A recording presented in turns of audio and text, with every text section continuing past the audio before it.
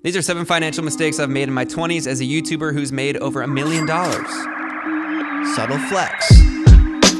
A little backstory on myself. I went to college at Ohio University and got a bachelor's degree in broadcast journalism. While I was at Ohio University, I was making YouTube videos where I met this Viner. You've probably never heard of him. His name was Logan Paul. He flew out to Los Angeles and flew me out right after him, and I lived in his closet for over a year, filming and editing his YouTube videos and Instagram skits. From there, I started to make Instagram skits and grew my following to over 1 million, and then I started daily vlogging on YouTube for 2 years. From there, I started a podcast, and I also had a Facebook show, and I've also done music and gotten millions of streams. So I've dipped my willy in a lot of things. Anyway, doing all of these things have given me some great financial success, and I want to share some of the mistakes that I've made over the years with you. Mistake number 1 is not asking financial questions to those that have money. I think we all want to make $1 million in our lifetime, but not all of us come from a family that has $1 million.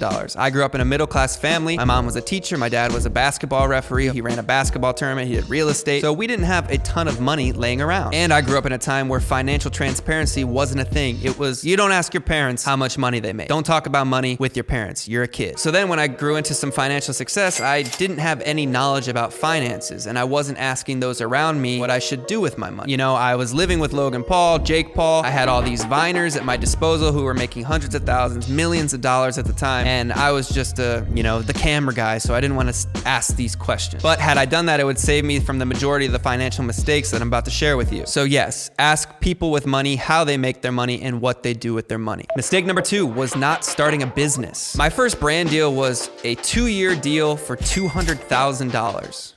Insane. I'd never seen that kind of money, and it was unbelievable that I got this deal. I was like, this is life-changing. Like, I never thought I would even ever make that kind of money. And that was my first brand deal. I was like, this is awesome. I just made $200,000 from this brand. I had other brands paying me after that. I was making money from YouTube AdSense, Facebook AdSense, all of it. I was making tons of money, and I wasn't focused on making any more money. Perfect example of that is Logan Paul and KSI. They started their drink company Prime. Mr. Beast has his Beast Burger and Feastable chocolate thing. Emma Chamberlain has her coffee company. These people are very smart, and they use their audience and their reach to grow other businesses, other projects that don't necessarily need their help to continue. I think Logan and KSI are the smart ones where they didn't attach their name whatsoever to the brand so they could eventually sell the brand for hundreds of millions of dollars. In my case, yes, I started merch. I was selling t-shirts and whatnot to my fan base, but only my fan base would buy those products. I didn't create a business that didn't have my name attached to it. So if you're gonna start a business, I would suggest not attaching your name to it and coming up with something that can withstand you not being there for forever. Mistake number 3, not investing cash. As I said, I didn't come from money, so I was never taught what to do with my money if I were to have money. We were a middle-class family. We got by. We didn't invest our money. So when I was making money, I was just putting it in my checking account, accumulating 0 interest. It was just sitting there. Finally, I made a savings account, but the interest on that is not even a lot. I should have invested my money in the stock market. I should have paid someone to, invest for me, but I didn't do it early on. And, during the pandemic, finally, I learned how to invest. But also, if you're going to invest, just pay someone the 1% or whatever broker that they take. Because for me, I got into the stocks during the pandemic, and I was on Robinhood, and I remember buying a stock, and I put like $10,000 or $20,000 into it, and I was like, oh yeah. And then I just lost $1,000 in like a minute because the stock was going down, and I was freaking out, and I panic sold, and I didn't know what was going on. I was like, I'm just gonna lose all my money. What the hell? And next thing you know, obviously, I didn't understand the stocks went like up and down, and I just stupid. Just have someone that's educated on that to do it, or get educated on it, and then you can do it. Mistake number 4, renting penthouse apartments. I come from humble beginnings. I shared a bedroom with my brother growing up. We had bunk beds. Then I went off to college, and we had 3 of us in a literal 1-person room. Then I moved to Los Angeles, and I slept in Logan Paul's closet on an air mattress. So finally, when I came into money, I wanted to treat myself, and I got a penthouse at 1600 Vine. I think the rent was $5,800 a month, which is pretty insane, spending over 70 grand a year on rent. I do see a lot of videos on TikTok about, how much is your rent in New York City? It's like 3 grand for like a small box. And then you have someone commenting like, you could get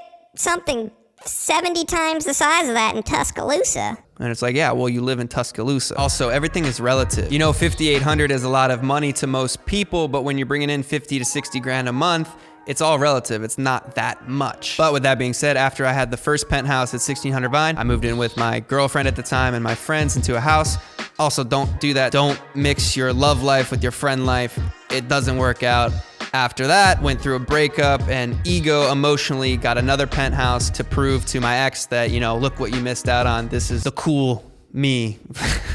So stupid. But I moved into this penthouse in Koreatown. The rent was like $5,900 a month, and it was just stupid. Don't have emotional purchases. While it was cool to have it, and you know, you do feel great when you wake up on the top floor and lights shining in and you have just a big spot, it's kind of a waste of money looking back. And it's like, who was I trying to prove things to? It wasn't myself. It was to prove to everybody else that I had made it and I was successful. Mistake number 5, leasing my Range Rover. When it comes to leasing a car, make sure you're educated on the process before going into it. I had never leased a car before, and I didn't know that you needed car credit. It was something different than have like credit, which I still don't even know if that's a real thing. Maybe the guy was just trying to finesse me. Someone comment down below if you know anything about the car leasing process. I grew up and I drove my parents' Volkswagen Passat. I totaled it, and then they're like, yeah, we're not buying you another car. So I couldn't get a car until I could afford a car, which I got my Range Rover, which is a luxury vehicle. So you even need a luxury car credit. And I had, you know, plenty of money in my bank account where I could have just paid cash for the car, but I still needed my mom to co-sign for it because I didn't have any credit. And then I got totally effed. I had to put $30,000 cash down on a lease. And it's like, looking back, it was a $100,000 car, and I put 30 grand down on a lease. I should have just bought the car. What was I thinking? I got finessed.